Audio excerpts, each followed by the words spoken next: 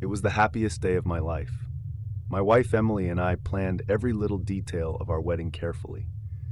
Surrounded by friends and family, we exchanged vows under the fairy lights strung up in the garden. The air was filled with warmth and excitement. As I stood there, soaking it all in, I had no idea this perfect day would soon turn into a nightmare. Just like that, everything changed days later. A few days after the wedding, Emily and I were still basking in the glow of our new life together. The world felt bright and full of promise. But one evening, as we prepared for a small gathering with friends, something felt off. Emily had mentioned wanting to take a stroll through the garden to enjoy the beautiful night, and I thought it was a perfect idea. She laughed and playfully nudged me. "You know, I could get used to this," she said, her eyes shining with joy. I didn't think much of it when she stepped outside for a breath of fresh air. But when I looked for her moments later, panic surged through me. She was gone. I called out, "Emily?" but the only response was the rustling of leaves. Worry filled my mind, and I could almost hear her voice calling out, "Help me, please." The imagined sound sent chills down my spine, and a wave of desperation washed over me. "Where are you, Emily?" I yelled into the darkness, my voice shaking with fear. I rushed back inside, hoping she had just gone to grab something. But as I stepped in, I was met with cold, worried looks from the guests. The laughter had faded, replaced by a heavy tension in the air. It felt like they sensed the growing dread, their eyes shifting to the empty space where Emily should have been. "Have you seen Emily?" I asked a friend, my voice barely above a whisper. Their faces showed more worry than answers, fear flickering in their eyes. With rising panic, I pushed my way through the crowd and headed back to the garden.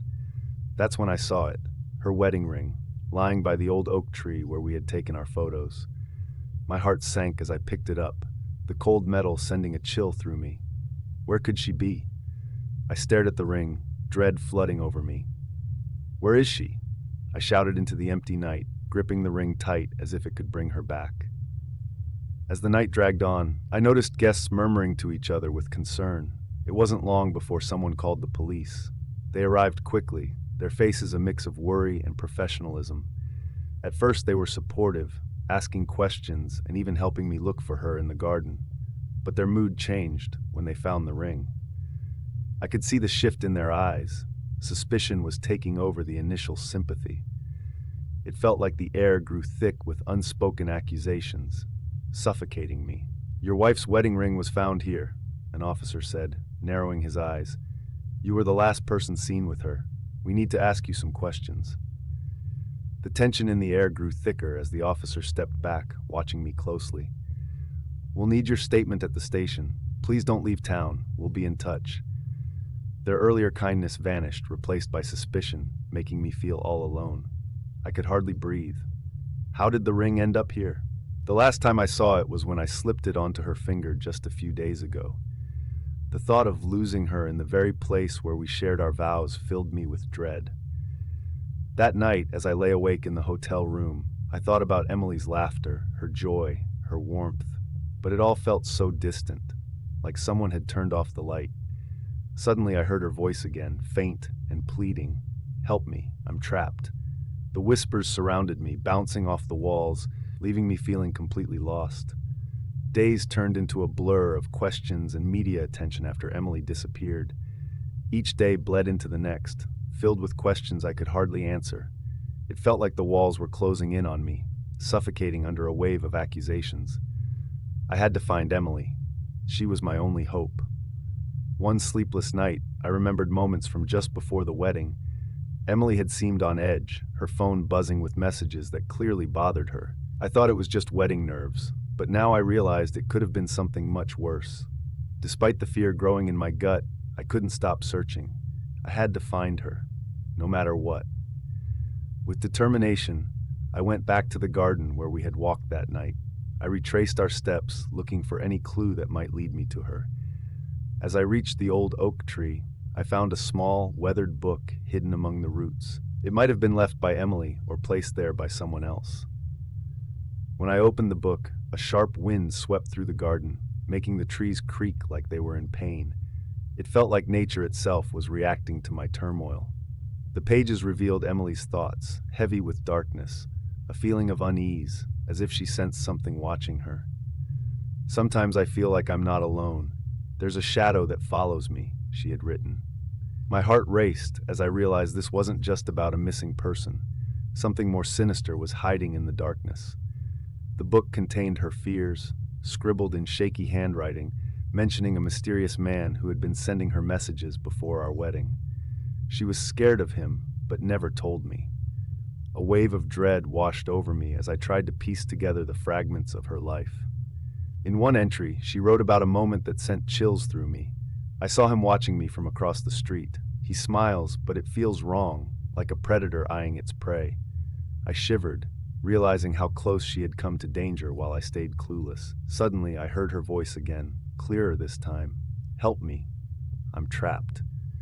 After reading Emily's journal, I went home, gripping it tightly, her words echoing in my mind. I couldn't shake the feeling that our home, once full of love, now held something darker, something watching and waiting. As I entered our bedroom, a chill swept over me. The air felt thick and stale, like it hadn't been touched in days. I took a cautious step forward, every creak of the floorboards loud in the silence. My eyes fell on her things, the perfume bottle, the novel, and her wedding dress. It was draped over the chair, exactly where she'd left it, but something felt off. The dress looked twisted, as if someone had touched it. I felt a knot in my stomach.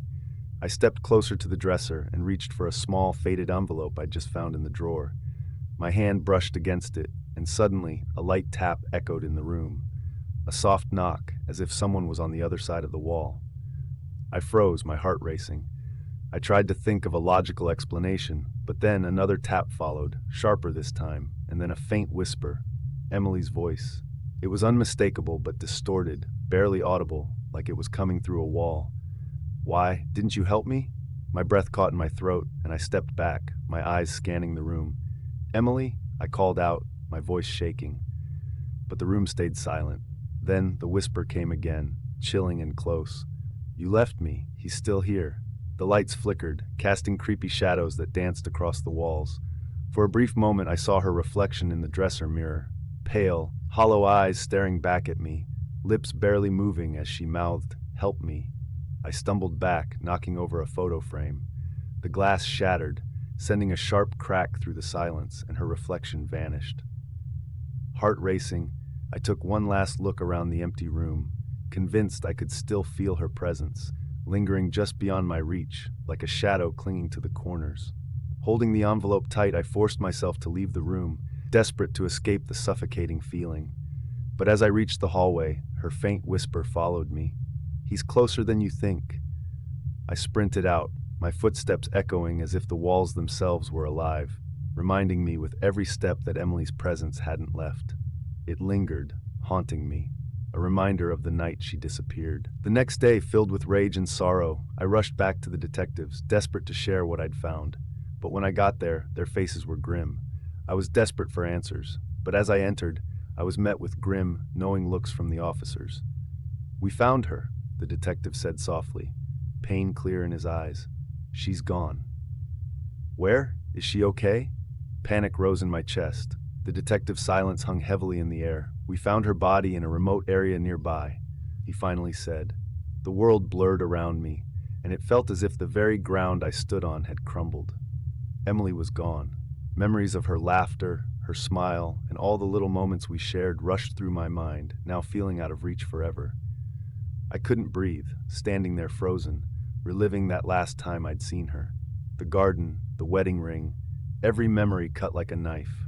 That night, as I lay in bed, the weight of her absence felt unbearable. A chill swept through the room, and I heard her voice one last time, faint but clear. "Help me. I'm trapped." Days turned into nights, each one a haunting echo of Emily's absence. The garden, once a place of love, now felt like a tomb. As the sun dipped below the horizon, casting long, eerie shadows, I sat on our bench, lost in a sea of grief. A sudden icy wind whipped through the garden, rattling the leaves and sending chills down my spine. A cold whisper, as haunting as the grave, slithered into my ears. "Help me." It was Emily's voice, unmistakable yet distorted, like it was coming from the depths of despair. I spun around, heart racing, but found nothing. The garden was still, the only sound the mournful sigh of the wind. Yet the whisper persisted, growing louder and more desperate. "Don't let him take you too," it warned. A wave of dread washed over me. Was Emily truly reaching out from beyond, or was it just a cruel trick of a shattered mind? As darkness enveloped the garden, I was left alone with the haunting question and the chilling fear that the darkness wasn't gone, just waiting for the right moment. That night, I barely slept. Early the next morning, the detectives arrived at my home, moving in with a quiet determination. They explained they were starting a full investigation into Emily's disappearance and death, and I felt a heavy sense of relief mixed with dread. They walked carefully through each room, taking notes, looking closely at every corner, and asking about anything that might lead them to answers. In our bedroom, they lingered the longest, going through Emily's things, flipping through her books, her journals, pieces of her life I hadn't touched since she was gone. One detective looked over at me with a sympathetic glance as he opened a drawer with her keepsakes. Every small thing they touched felt like a painful reminder of all I'd lost, as though each piece of evidence took her further from me. While they were searching, I remembered the old worn book I'd found in the garden just before everything changed. I rushed to tell them, "I found this book in the garden where the ring was. I don't know if it means anything, but it had her handwriting all over it. Maybe it was something important to her." It was almost like she was trying to tell me something. The detectives took note of my words. Their interest piqued. The book could be a clue, a piece of the puzzle they were trying to solve. The days dragged on as they continued their work. Then, they came to me with unsettling news. They'd uncovered a man named Mark. His name was all over their notes, but to me, it was completely unfamiliar.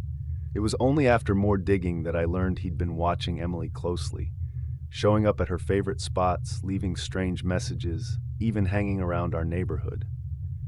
The investigation intensified when they unearthed details about a man named Mark, a man I'd never heard of before, but who had apparently been watching Emily for months. The detectives revealed that this Mark had been seen lurking near our home, his intentions unclear but menacing.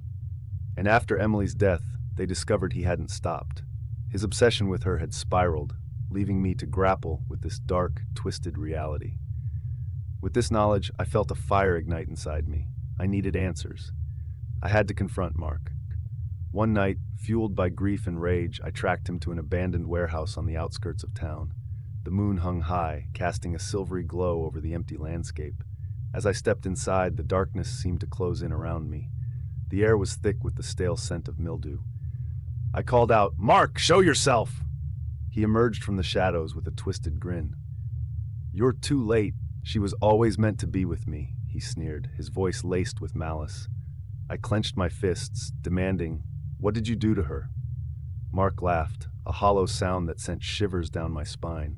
"You really thought you could keep her? I was there, watching her, waiting for the perfect moment to take her back." As I confronted him, he smirked. "You still don't get it, do you?" Then, with a chilling calm, Mark told me something that made my stomach drop. Emily's ring had a hidden tracker, he confessed, his eyes glinting with twisted satisfaction. Somehow, he'd planted it there without me knowing, tracking her every move. The truth hit me like a punch to the gut. Every time I heard her voice, those desperate whispers for help, they weren't calls for rescue. They were recordings of her fear, triggered whenever I got close. "Help me. I'm trapped," echoed in my mind, a haunting reminder of her final moments. Mark revealed the full depth of his obsession, bragging about how he had manipulated her movements from afar, planning to abduct her on our wedding night. He described the sick thrill he felt as he watched me searching for her, knowing she was just beyond my reach, trapped in his twisted game. Fueled by a rush of anger and grief, I lunged at him. We fought, everything around us fading as the confrontation took over. In the chaos, I managed to pin him against the wall, my mind filled with memories of Emily. "You'll pay for this," I growled, my voice low with anger. Mark only smirked, his eyes glinting with that same sick satisfaction. When the police arrived, they took Mark into custody. But as they led him away, a deep emptiness settled in my chest. Emily was gone, and I would never again hear her laughter echoing through our home. As the investigation unfolded, I learned that Mark had been stalking her for months. The weight of her loss felt heavy on my shoulders, making it hard to breathe. I wandered back to the garden where it all began, hoping to find some peace in the memories we shared. But the whispers followed me, echoing her final moments and haunting my thoughts. "Help me. I'm trapped" would play over and over in my mind, a painful reminder of what I had lost. This whole experience opened my eyes to how love can turn dark. It showed me how trust can be shattered in an instant, leaving behind shadows we never knew were there. I realized that we need to cherish those we love and never take their presence for granted. In the quiet of my heart, I felt the weight of her absence, reminding me that love can be both a beautiful gift and a devastating curse. So here I am, standing in this empty garden where laughter once filled the air. Now it's just a reminder of the happiness that was taken from me. I look at the spot where we used to sit and feel tears stinging my eyes. I can't shake the feeling that she's still here, her spirit lingering just beyond my reach. Thanks for watching.